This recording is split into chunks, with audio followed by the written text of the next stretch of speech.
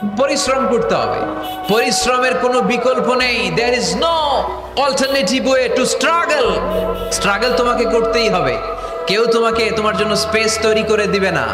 এই পৃথিবীতে কেউ কাউকে জায়গা দেয় না, এই পৃথিবীতে এসে জায়গা করে নিতে হয়। চিৎকার দিয়ে বলো ঠিক কিনা। হুঙ্কার দিয়ে পৃথিবীবাসীকে জানিয়ে দিতে হয় আমি এসেছি। মায়ের পেট থেকে যখন আমরা বেরোই, আমরা কি বলি? ওয়াও ওয়াও বলে নিজের অস্তিত্বের জানান দেই যে আমি এসেছি, এই পৃথিবীতে আমি জায়গা করে নিতে এসেছি। Life is not a bed of roses. এই পৃথিবী ফুলের বিছানো সজ্জা নয়।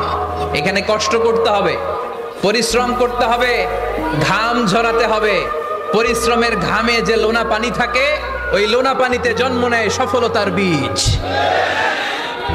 এজন্য পরিশ্রম করতে হবে। সব নবীরা পরিশ্রমী ছিলেন, সব নবীরা কাজ করেছেন। সূরা জুমার এই 10 নম্বর আয়াতে আল্লাহ তাআলা আমাদেরকে মোটিভেট করে শিখাতে চেয়েছেন যে স্বাবলম্বী হও, নিজের পায়ে দাঁড়াও, কাজের সময়ে কাজ, নামাজের সময়ে নামাজ। এগুলো কি মামা? কত? খাবো না। কত প্যাক কত?